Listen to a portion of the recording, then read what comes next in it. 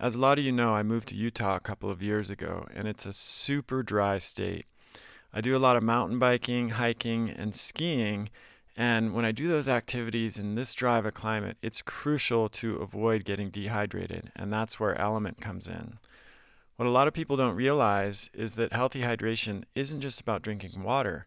It's about replacing water and electrolytes, which makes sense because you lose both water and sodium when you sweat. So both need to be replaced to prevent muscle cramps, headaches, and energy dips. Unfortunately, the typical solutions on the market, Gatorade, other sports drinks, and low-quality electrolyte packs, are often loaded with sugar and a lot of artificial colors and flavors. This is why I've become a huge fan of Element. Element is a zero-sugar electrolyte solution for people who want to stay hydrated but don't want to put a lot of junk in their bodies.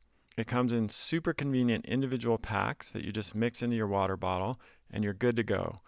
No sugar or artificial junk, just electrolytes and great taste. Element was formulated by my good friend and former research biochemist Rob Wolf to provide the optimal ratios of sodium, potassium, and magnesium for health, performance, and energy.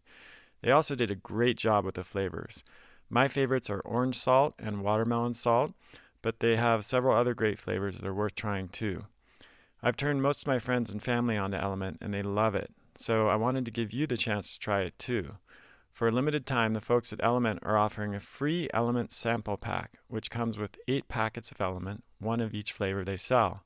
All you have to do is cover the cost of shipping, which is $5 for US customers and location dependent for international customers.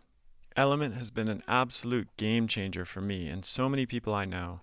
I put one in my water bottle virtually every day and never exercise or do anything active without it. I hope you get as much benefit from it as I do. Just go to drinkelement.com/Kresser. That's DRINKLMNT.com/Kresser to claim your free Element sample pack. You only cover the cost of shipping. Again, that's drinkelement.com/Kresser. DRINKLMNT.com/Kresser. Heal at home or on the go with HigherDOSE's infrared therapy line. Experience the powerful benefits of infrared with HigherDOSE's portable infrared sauna blanket and feel the difference after just one session. Infrared increases blood flow for faster recovery, better sleep, and a calmer central nervous system. For those of you who want to experience the benefits of infrared without the sweat, they also have a really cool infrared PEMF mat that comes in 2 sizes. It combines the dual technology of infrared with PEMF for an unbelievable recharging experience.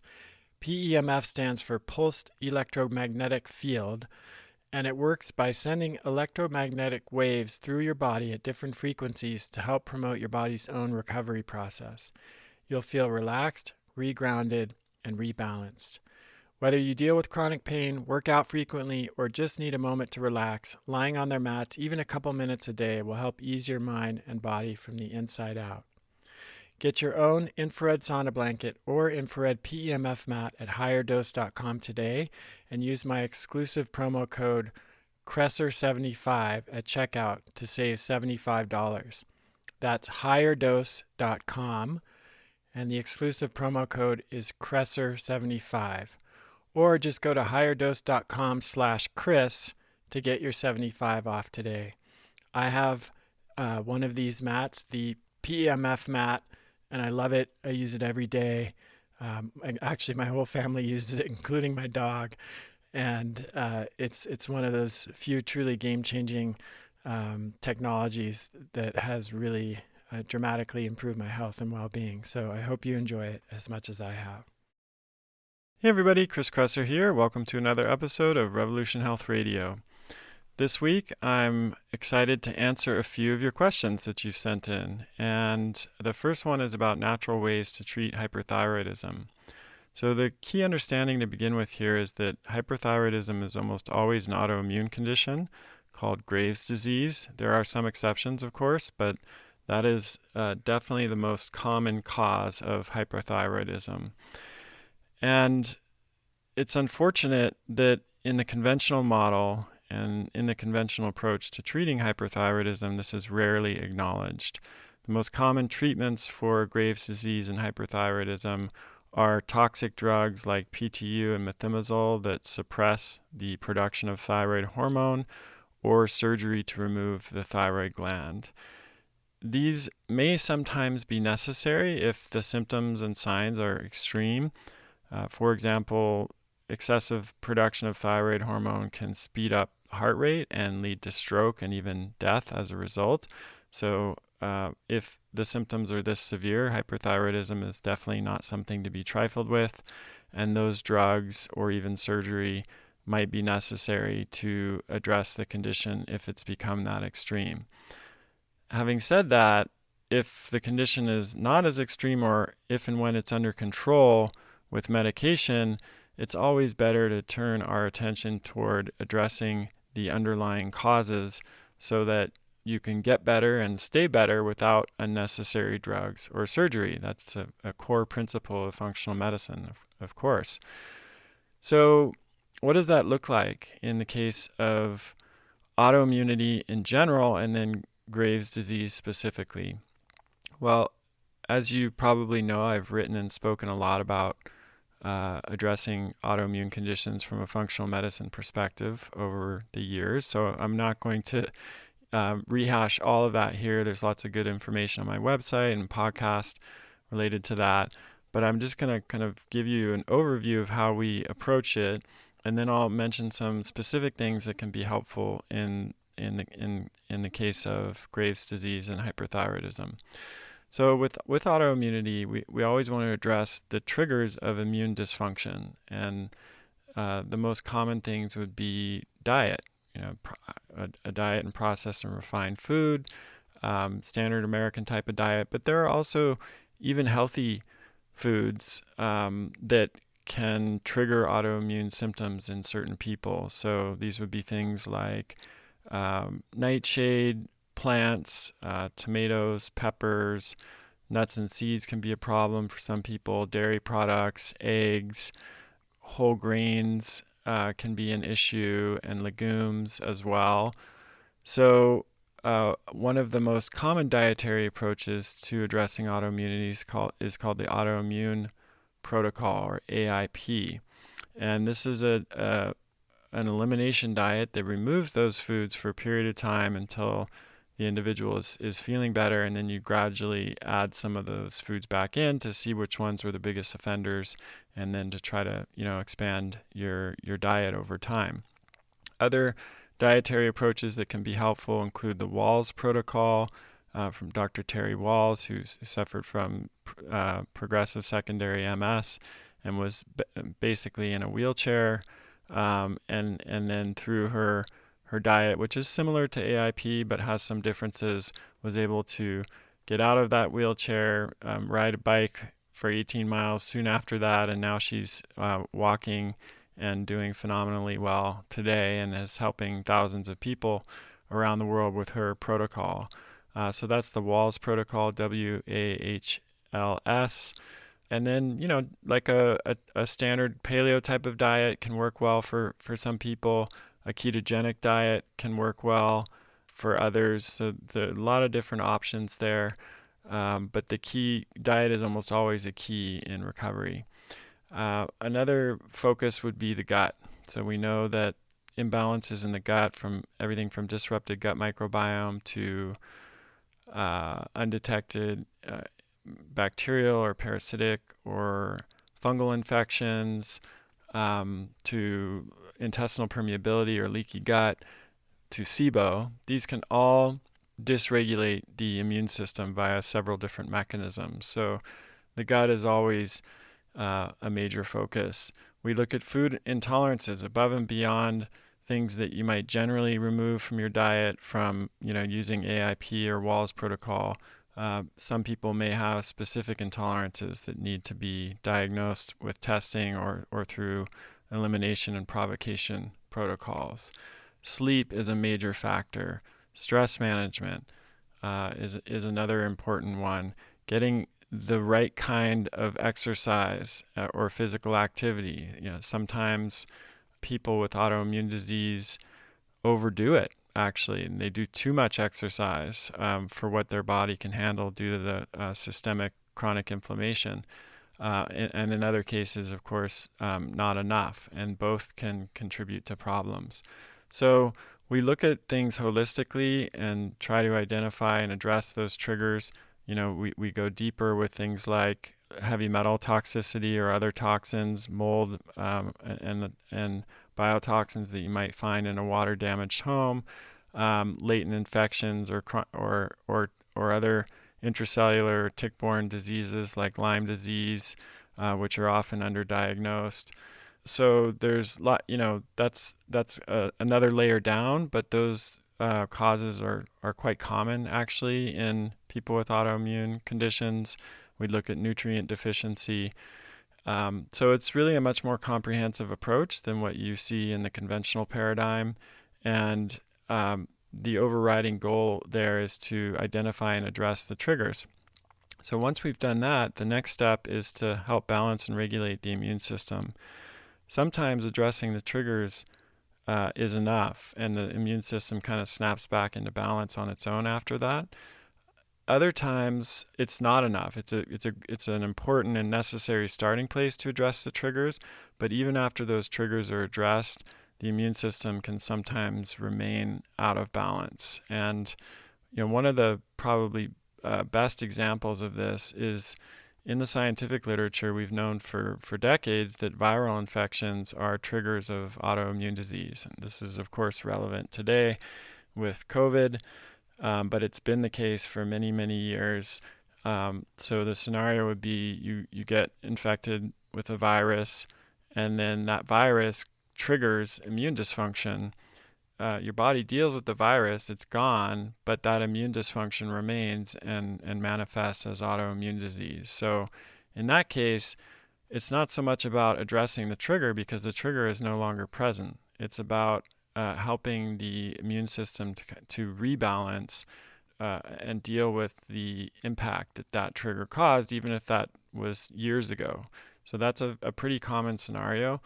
And in fact, long COVID, a lot of researchers now believe is autoimmune, or that's at least a significant mechanism. So that's exactly what's happening there. Somebody gets the SARS-CoV-2 virus. That virus passes, the body deals with it naturally, and it leaves the body. But then the after effects, that immune imbalance persist even after the virus is gone. So this is a scenario that kind of indicates what I'm talking about here, that the triggers are important to address, but that isn't always the end of the story. You may need to put attention towards balancing and regulating the immune system after those triggers are gone. So lots of natural treatments can help there.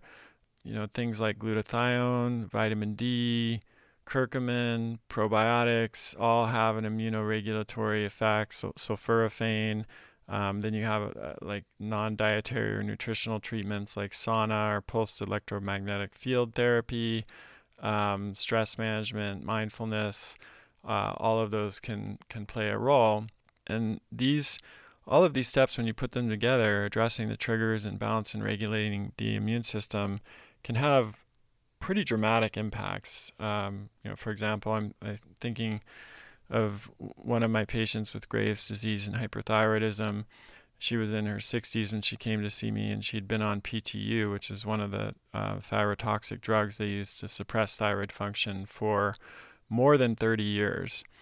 And through a combination of the strategies that I just mentioned, she was able to get off her PTU medication, which was shocking to her and her endocrinologist, and basically manage it naturally and felt better than she had felt at any point during the 30 years of taking that medication. But again, it's really important to do that under the supervision of a clinician, because hyperthyroidism can be serious and lead to serious complications, including death. So please don't just stop taking a medication without that supervision if you're taking one of those drugs. So I want to finish by talking about some a few of the botanicals that I found to be helpful for hyperthyroidism.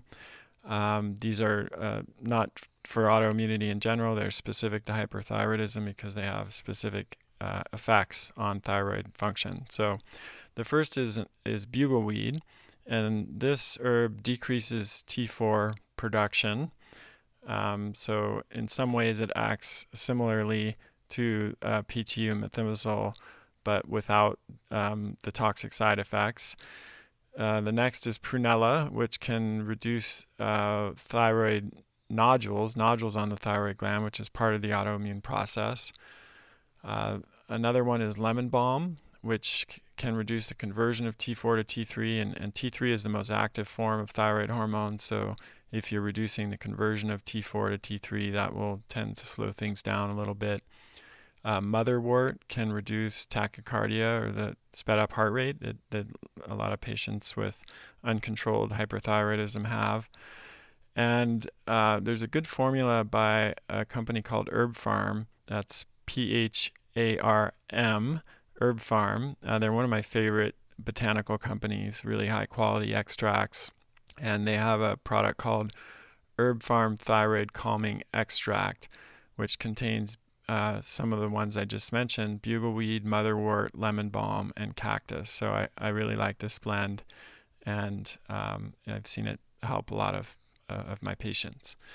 All right, so let's move on to the next question. This is about best ways to reduce psoriasis.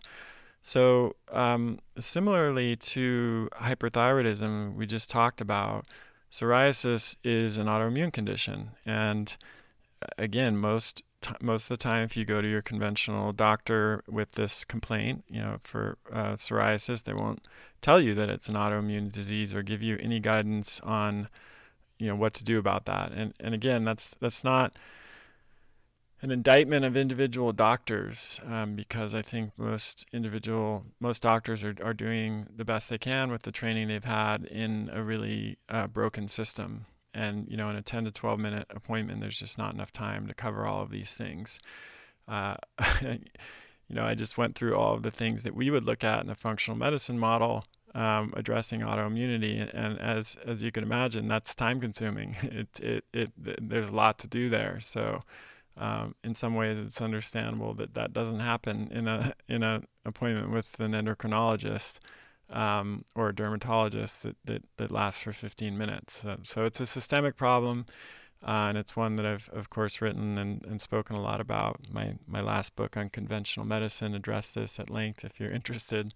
But back to psoriasis. So it is autoimmune, so can basically kind of repeat all of the things that I mentioned just now with hyperthyroidism, looking at all of the triggers like diet and gut health and food intolerances and sleep and stress management and exercise, environmental toxins, undiagnosed infections. Those can all be at play with psoriasis as well.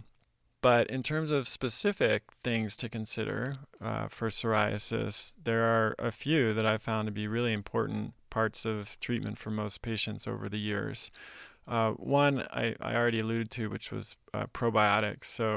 But with psoriasis, there are different types of probiotics. So one is just kind of an internal probiotic, like that you swallow capsule for your gut microbiome. And my favorite option here is Seed. This is actually a symbiotic that combines probiotics and prebiotics, and it's, I think, probably one of the most evidence-based products on the market. Has multiple different scientifically validated strains and a unique delivery system that helps it actually survive the stomach acid, which most products don't, and get to the colon where it's needed. So if you want to check that out, go to kresser.co/seed. But with psoriasis, there are actually probiotic products that you can put directly on your skin in the affected area. And this is often a game changer for people with this condition.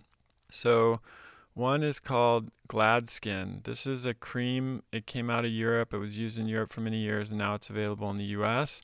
And it actually restores the balance of the skin microbiome. So we have a microbiome in our gut, which most people have heard of. We also have one in the skin.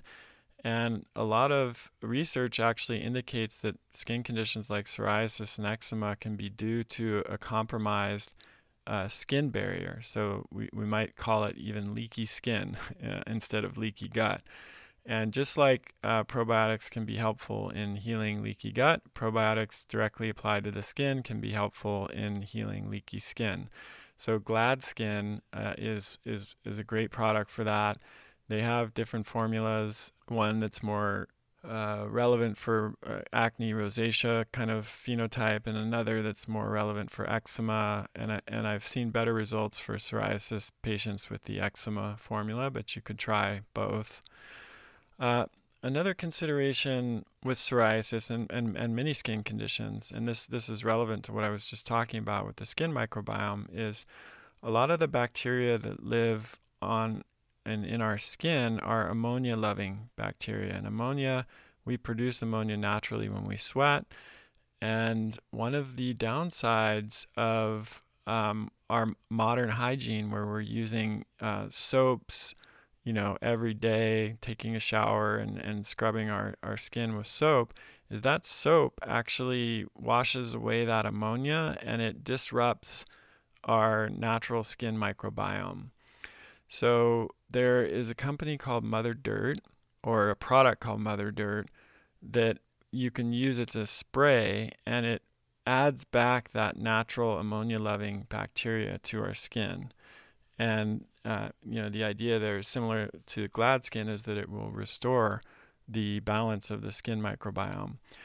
But that's only part of the equation. If you're using soap every day that washes away the ammonia and then alters the skin microbiome, then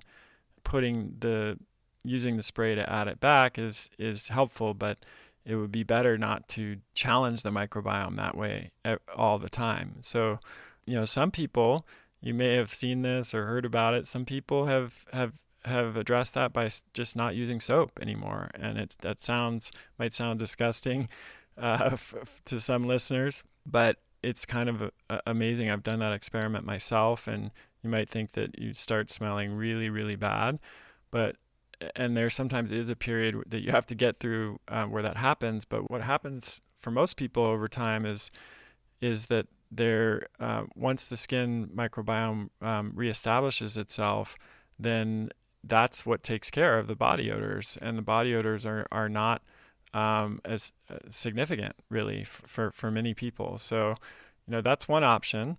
But another option is to use cleansers that don't have the same impact on the skin microbiome. So Mother Dirt also produces some of those cleansers. So this is different than spraying the microbes back onto your skin. This is using personal cleansing products that don't wash away that microbiome. So it's kind of a two-part approach, and I've seen that together with Glad Skin or even separately be a huge game changer for people with psoriasis.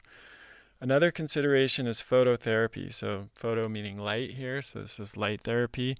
Ultraviolet light, which you would get from being exposed to sunlight, for example, can really improve psoriasis for a lot of people. And other options here would be like infrared light. So like a near infrared light in a near infrared sauna, or a device like Juve that gives you exposure to different wavelengths of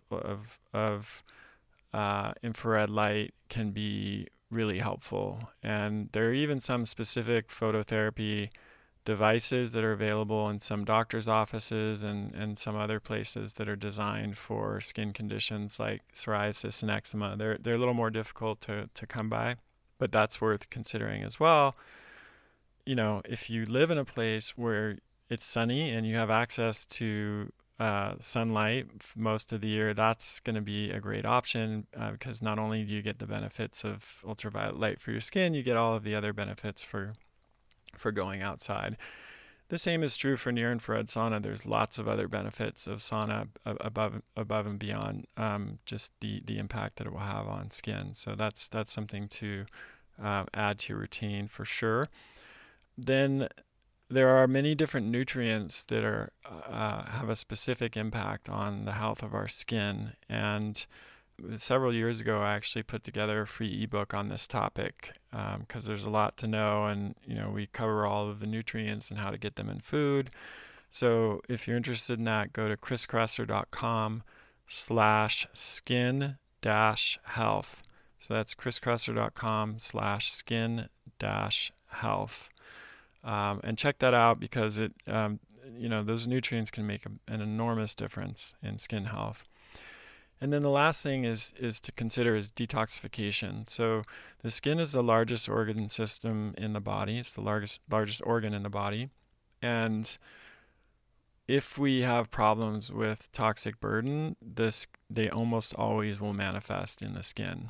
And so, again, I've written a lot, talked a lot about detox over the years, so I'm not going to rehash it all here, but things like anti-inflammatory diet, regular exercise, sauna, which I just mentioned, a lot of the nutrients that are for skin health also support detoxification, removing toxic cleaning products like home cleaning products and personal care products, and replacing them with better alternatives.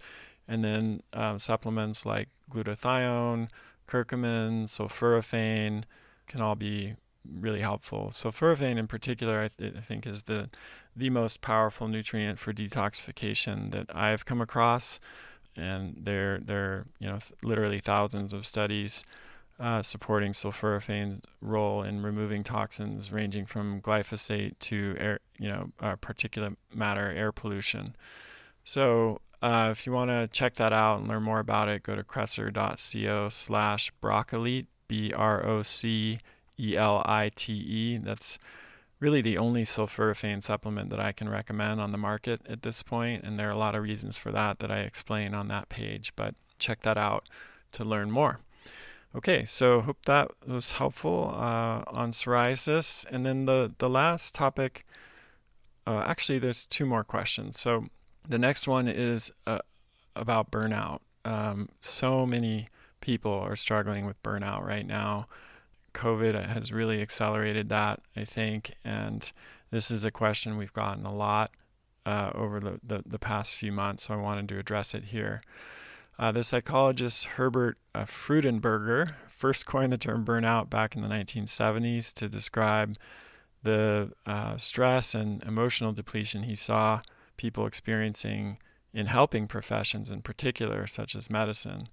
But of course, burnout is not limited to medical professionals. It can affect anyone in any profession, and even people who are not working in the traditional sense. A Gallup survey that was done before COVID found that about 2/3 of full-time workers experience occupational burnout. So I wonder what that number is now post-COVID. It's got to be, it's probably 75-80% or up. In this survey, there were about 7,500 employees across a variety of fields, and 23% reported feeling burned out at work very often or always, while an additional 44% reported feeling burned out occasionally. And they cited things like unmanageable workload, unreasonable deadlines, lack of clear communication and support from their managers. And then if you add to that the fact that in this day and age, we're expected often to work away from the office almost 24/7 via, our phones and laptops and tablets, and the fact that so much of work has now moved to online and virtual in COVID, it's not hard to see why this burnout phenomenon has become such a big issue. So Freudenberger defined three key characteristics of burnout. Number one, overwhelming exhaustion. Number two, feelings of cynicism along with frustration and anger that lead to detachment from your job. And number three, a sense of ineffectiveness or failure. And further research that's been done since that time has noted that burnout can lead to ruined personal relationships, anxiety and depression, and substance abuse. It's found to be a significant predictor of type 2 diabetes, high cholesterol, coronary heart disease, gastrointestinal issues, respiratory problems, and even a predictor of death in those under the age of 45. So this is no joke. Burnout is a real thing, and it causes real and sometimes very serious consequences. Some more recent research has found that burnout can literally be overwhelming for our minds, too much for our minds to handle, and it causes neuroplastic changes that make it hard for us to cope with stressful scenarios, and then can eventually even lead to structural changes in brain anatomy and cognition. So again, this is real. It produces measurable changes in the brain and nervous system, and it's something that if it's present, we want to do everything we can to address it. But how do we do that? Well, if we go back to the 3 key characteristics that Freudenberger defined, we can work backwards from those to address them. So the first one was overwhelming exhaustion. So of course, getting more sleep, making more time for rest, doing things that recharge your batteries, incorporating more play, pleasure, and fun into your life, spending time in nature, and spending more time with loved ones, friends, family, people that you can confide in and that you feel connected with. Those are all strategies that can help with exhaustion. Now, of course, it's a bit of a chicken and egg thing for many people, because if you're feeling burned out, there are often real reasons for that, like too much time at work or too much time in front of a screen, and it makes it harder to do some of these things that I just mentioned. And I know from my own experience of dealing with burnout at various times in my life that even small changes can make a huge difference. I think we often tend to get stuck in the mentality that we have to make these broad, sweeping changes, like totally rearrange everything about our life and quit our job and all of that in order to make progress. And that hasn't been my experience. Even adding, for example, getting to bed, a half hour earlier, or making 10 minutes, setting aside 10 minutes in the morning for meditation or mindfulness practice, or spending 15 minutes playing with your kids in a very focused way where you're not distracted by a screen, or with your pets or something like that, or taking a walk for a half hour after work in a park, or going outside in the morning with your coffee and sitting in the sun and just feeling the sun on your skin. It's a series of these kinds of small changes that often make the biggest difference, rather than huge dramatic changes. So that's something to keep in mind, and you can just kind of start putting together a little program for yourself with all of the things that I just mentioned, and start really small, even smaller than you think you should. That's one of the key core principles in health coaching, is shrinking the change. So commit to something very small, and then when you're successful with that you'll gain confidence, and that will help you build momentum and make more changes. So that's the first step, addressing the overwhelm and exhaustion. The second characteristic of burnout was feelings of cynicism, frustration, and anger.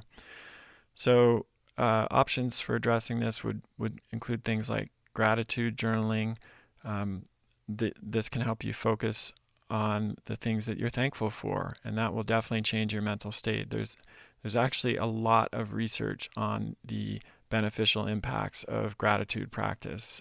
You might think that this is sort of like a soft thing or anecdotal, but if you look and go on PubMed and you look in the peer-reviewed literature, you'll find a lot of research supporting pretty dramatic changes from gratitude journaling. And that's because, as one of my teachers used to say, Sherry Huber, one of my Zen teachers used to say, the quality of our experience is determined by the focus of our attention. So if we're always putting our attention on what's wrong and what's not working and negative things in our life, then that's going to define the quality of our experience. But if we shift our attention to the things that we're grateful for and appreciative of, then that has a positive impact on the quality of our experience. And this is common sense, but it's also supported by a ton of research. So similarly, I'm a big fan of positive psychology. This was a pretty big shift in the world of psychology that's happened over the past few decades, where instead of just putting our attention on what's broken and not working, we shift it towards what is working. And, for the same reasons that I just mentioned with gratitude journaling, this can really change the quality of our experience in positive ways. Along those lines, one of the acronyms that we often use in health coaching to talk about how to do this is HERO, HERO. So H stands for hope here. Efficacy, E is for efficacy, R is for resilience, and O is for optimism. And when you put all these things together and focus your efforts here, it builds what psychologists call psychological capital, or PsyCap. So one easy way to think about this is a bank account analogy. So we know that if we're constantly making withdrawals on the bank account and we're not putting anything in there, we're not doing enough deposits, then that's not going to go well, right? And so it's the same with our mental health. If we are making deposits in the form of things that give us hope, building efficacy, cultivating more resilience, doing things like gratitude journaling and using positive psychology to build optimism, that will shore up our bank account. Those are all deposits into the bank account. And then when we have the inevitable withdrawals that come in the form of all of life's challenges and stresses that we can't avoid, we'll still be in the black, to use that financial analogy. We'll still have that psychological capital, and we'll be able to bounce back from all of those challenges and stresses of life. So for gratitude journaling, you really don't need much. You just pen and paper. But there are many different apps now, iOS and Android apps, which make it even easier because they can remind you every morning or at whatever time of day that you want to be reminded to do it. And then you can have a kind of running record of it. And there's some other tools that add to the experience as well. So if you just go on the App Store and search for Gratitude Journal, you'll find a bunch of really great options. And some of those apps have been used in studies on gratitude journaling. So that's a really good way to do it. And then, of course, working with a health coach can be extremely helpful in shifting your mindset. And you can go to KresserInstitute.com and click on the directory link and search for a health coach that we've trained. And that's really what coaching is all about, helping people to develop these types of skills and capacities, which really help, ultimately lead to a much higher quality of life and help people to be the healthiest version of themselves that they can be.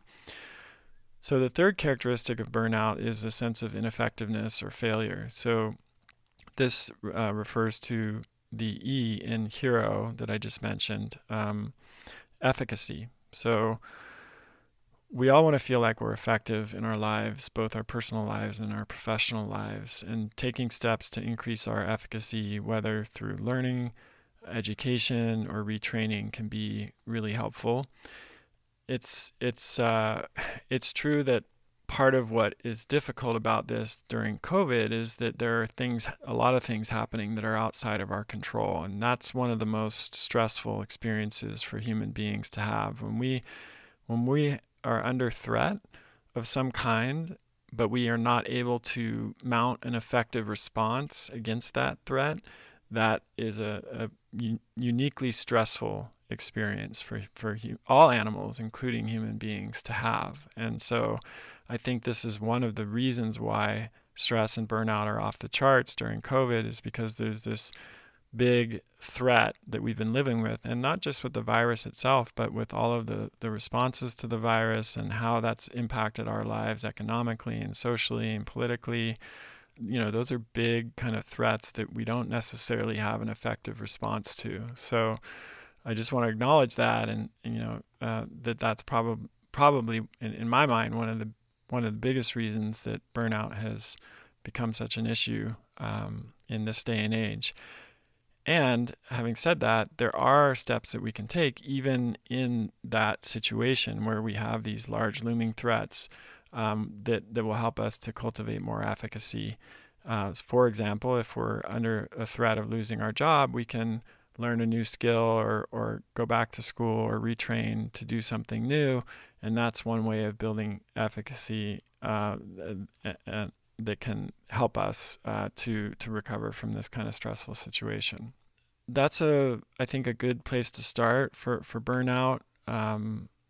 There's a lot more to it, but those are the things that come to mind for me.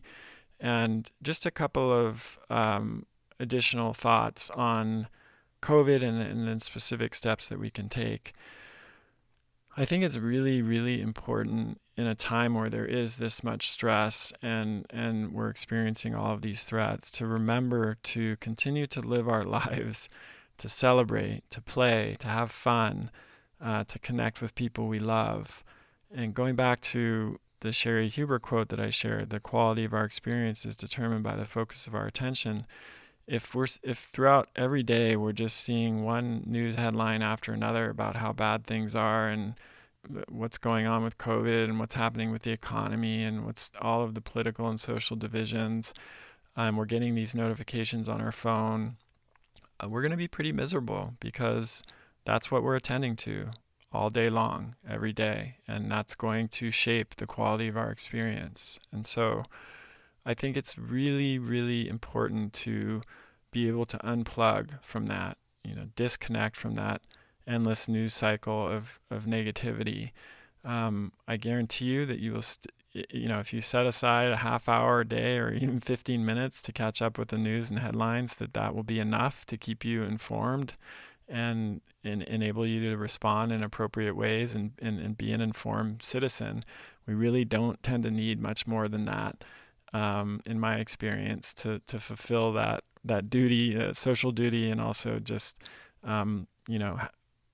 maybe that personal need to kind of stay aware of what's going on so we can protect ourselves and our family.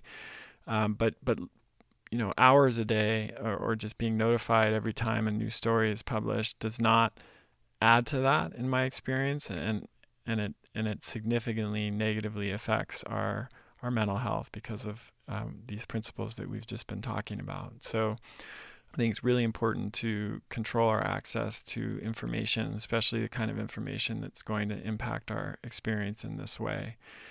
Mindfulness, meditation, or prayer, depending on your persuasion, can all help us to accept the things that we don't have full control over, and also to work to change the things that we do have some influence and control over. And just to cultivate more awareness of our own thoughts and feelings and sensations, of our reactions.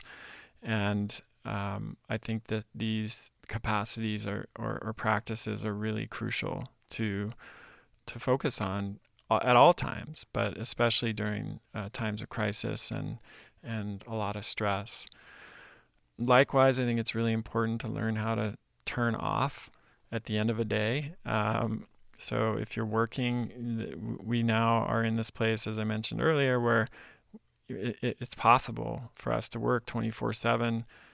People, we can respond to emails at 9 p.m. or 2 a.m. People are a lot of people, I can't remember the percentage, but a very high percentage of people bring their phone into their bedroom and respond to emails and texts at night. A lot of people, will have personal and work emails coming into the same inbox. And so anytime they might check their email on the weekend and they see a disturbing message from their boss, and it just, throws them right back into kind of work mindset. I've talked a lot about this over the years. I think it's really, really important to establish healthy boundaries. And, one of the ways, I did a podcast with Cal Newport, on a lot of these topics recently, so check that out if you missed it. But one thing that he and I both do at the end of a day is we kind of have a ritual for shutting down. So I think he even has a phrase like shutting down, or I don't remember that's not it, but I don't remember the exact one. It's kind of a ritual phrase that he uses where he closes his computer and says that phrase, and then he's done for the night. No going back to open the computer and check email, no checking work email on the phone, just shutting it all down and going to spend time with family, or, go out for a walk or a run or a bike ride and, cook dinner, do whatever it is that you're going to do, but just really create that solid boundary between work and personal life. I think that's really important. Along the same lines, I've had a ritual for many years of having one screen-free and work-free day a week. For me, it's typically on Sundays. Our whole family does it. And I find that to be incredibly restorative, and don't know how I could go on without it, frankly. It's such um, an important part of my life. And if that sounds just like too much for you to begin with, then try a half day or even try a couple hours. And I think what you'll find, if you're like most people I've recommended this to, that you'll want more and more of it. And it'll becomes easier and easier over time, and harder to re-enter the sort of hectic typical day after a day like that. I also do longer periods of digital detoxes, or periods where I'm not working and I'm not in front of a screen. I try to do them 3 or 4 days of that quarterly, and often a longer trip, 7 to 10 days once a year where I'm doing that. And it again makes a huge difference on everything from my mental and physical health to my creativity, innovation, my experience of life, and my mood. It's a game changer. So lastly, don't forget to reach out to friends and family and schedule time to be together. It's really critical. We know now from a lot of research over the past few decades that loneliness and not having a confidant in your life is a bigger risk factor for early death than things like having a high body mass index and even smoking 15 cigarettes a day. So just take that in for a second. Loneliness is a bigger risk factor for early death than smoking 15 cigarettes a day. But you rarely hear it talked about. So I think it's critical for us to reach out to our friends and family for support, especially during this time. So that's Burnout. Actually, we are going to be doing a workshop or releasing a course on that I created a few years ago. Actually created it for our practitioner training program because we found that so many of the practitioners we were training were suffering from burnout, and we wanted to help them address that to be able to be successful in the training program. That was back in 2016, and then we incorporated it in the health coach training program. And also everyone in my company goes through that course when we onboard them as new employees. So it's been enormously popular in those audiences, and we've never actually offered it to our broader population. But given what's going on right now, we're going to do that very shortly. Maybe even might already be happening by the time this podcast comes out. So if you go to chriskresser.com and sign up for my email list, you can be notified about that, and we'll update you on the podcast as well. Okay, so the last question is a really good one, and I certainly can't do it justice, but I want to address it briefly. And the question is, why are we so polarized? And this polarization, we can see it in so many different areas now of our discourse. We see it in science, clearly. We see it in our social discourse. We see it in politics. And, it's to some extent, it's not new. Tribalism is part of our evolutionary heritage, for better and for worse. It's always been present. Humans have always been tribal in our associations and affiliations. But I think it gets much worse, that tribalism, when it's under stress. And it really impacts the way that people tend to process things and respond to things like COVID. And we choose a side. We identify with that side or with that tribe. And then all of our kind of responses and reactions tend to be filtered through that identification. And that leads to an inability to have nuanced and open-minded conversations and dialogues about some of the issues that we're facing, which is really kind of a dire situation to be in, I think. I think this is one of the biggest existential threats that we face. If you saw The Social Dilemma, which is a film by Tristan Harris about how social media has contributed to polarization, he says very clearly in the film that one of the biggest threats we face as human beings right now is a lack of shared reality. So this is what he meant here is that now because of social media and because of the algorithms that have driven this kind of polarization, you have a situation where different people are seeing different information, and they're not operating from the same facts and assumptions. So they have an entirely different shared reality. And Tristan argues that having a shared reality is actually a requirement for being able to make progress, have real conversations and make progress on everything from social to scientific to political issues. And I really agree with him there. And I think that that's one of the things that we're suffering from most. And as I'm sure many of you know now, these algorithms were created by social media companies like Facebook to maximize advertising revenue. So these were machine learning algorithms. They weren't even, and what that means is that humans that created them don't even fully understand how they work. The algorithms were just given basically the instruction to maximize clicks, which in turn maximizes advertising revenue. And what the algorithms seem to figure out is that the more polarized the content was that they presented to users, the more clicks that content would get. And thus, the more time the user would spend on the platform and the more advertising dollars that Facebook would make. And so I think that these social media algorithms have played a very direct role in this polarization, because they took people, they would gradually make people more and more polarized in their views by showing them more and more polarized content. So you might have had, if you took someone who was maybe moderate Republican initially and showed that person more and more polarized content that would push them further and further out onto the periphery of their political persuasion party. And then the same thing would happen with a moderate Democrat or someone who identifies as being progressive. Then you'd show them more and more polarized content that would push them further and further out on the periphery.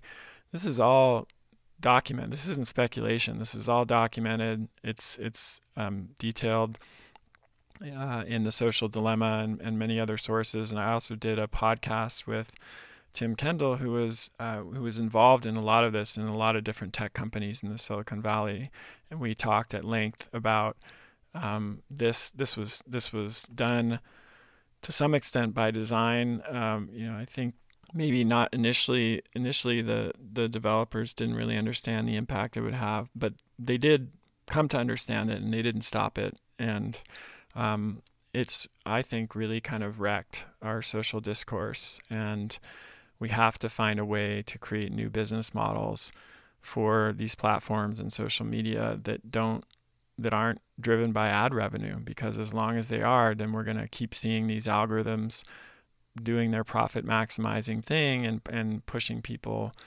further and further into this state of polarization. So I think that's one big reason for why we're so polarized. Another interesting way of looking at it is crowd or mass formation theory, which wasn't developed by a Belgian professor, Dr. Matthias Desmet. He's been kind of the modern proponent of it. It comes out of someone else's work back in the early 20th century, whose name I'm unfortunately forgetting. But the basic theory is meant to explain how large groups of people can enter a kind of collective trance. And this can manifest in different ways. That it can manifest in polarization, as we're seeing. It can also lead to totalitarianism and fascism. It was used to kind of explain some of the stuff that happened back in World War II era, and can lead to human beings seeing other human beings as less than human, and some of the deeper and more dramatic social and cultural divisions that we've seen in human history. So in order for this mass or crowd formation to happen, 4 conditions have to be present. The first is social isolation and lack of meaningful social bonds. And I think we're definitely experiencing that today. There's no question about it. Loneliness has become rampant. As I mentioned earlier, there's lots of research on this. There are a lot of people who don't even have a single confidant. A confidant is, of course, someone you can confide in. And in-person interaction has become even more rare, or than it with social media and the amount of time that we're spending online, especially with COVID and Zoom and people working from home, that in-person interaction has become more rare. The second condition is a lack of sense making, or being able to make sense of what's happening in a cohesive and internally consistent way. And I think that this has been, again, harmed by the polarization of our social discourse, and the social media algorithms have decreased people's ability to make sense of what's happening in that cohesive and consistent way. The third condition is what Dr. Desmet refers to as free-floating anxiety. So this is like a background anxiety that doesn't really have a specific cause. And because of that, it's difficult to respond to. And as I mentioned earlier, it's really one of the worst kinds of stress for humans, to have this kind of vague threat looming in the background that we can't mount an effective response to.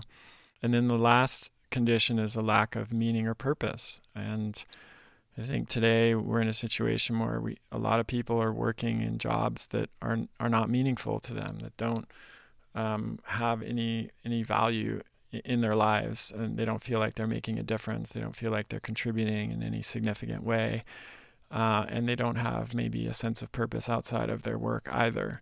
And when you put all those together, you get a situation where people, where people can form into these groups, and these groups can get increasingly polarized, can really stop being kind of in touch with a shared reality or with facts, can start to villainize and see other humans as less than human, and can even lead to movements like totalitarianism and fascism. So that sounds a little bit dark, and it is. I think we're in a really challenging place right now in our history, as here in the U.S., but also around the world, in both the developed and developing world. And when the COVID pandemic started, my hope was that we would rally together, and it would bring us together in a response to a common threat, which certainly has happened at various times, like during World War II in the U.S. There was a great sense of social cohesion against a common enemy. Whether that, I'm not suggesting that that was a highlight. And going to war is a terrible way to resolve conflicts.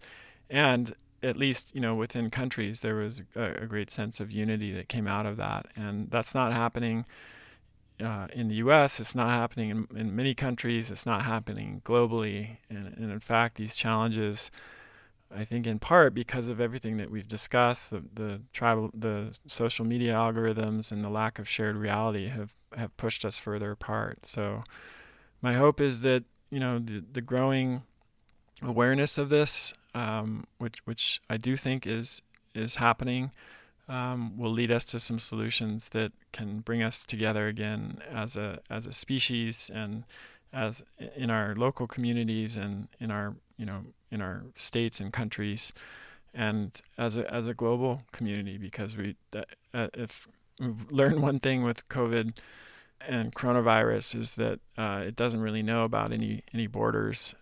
We are, for better or for worse, we're globally connected now, and this is something that we're going to have to work out in order to be able to move forward and address the other challenges and problems that we're facing as human beings. So that's it for today. Hope you enjoyed the episode. Please keep sending in your questions to chriskresser.com/podcast question, and I'll see you next time. That's the end of this episode of Revolution Health Radio. If you appreciate the show and want to help me create a healthier and happier world, please head over to iTunes and leave us a review. They really do make a difference. If you'd like to ask a question for me to answer on a future episode, you can do that at chriskresser.com/podcast question. You can also leave a suggestion for someone you'd like me to interview there. If you're on social media, you can follow me at twitter.com/chriskresser or facebook.com/chriskresser L.A.C. I post a lot of articles and research that I do throughout the week there that never makes it to the blog or podcast, so it's a great way to stay abreast of the latest developments. Thanks so much for listening. Talk to you next time.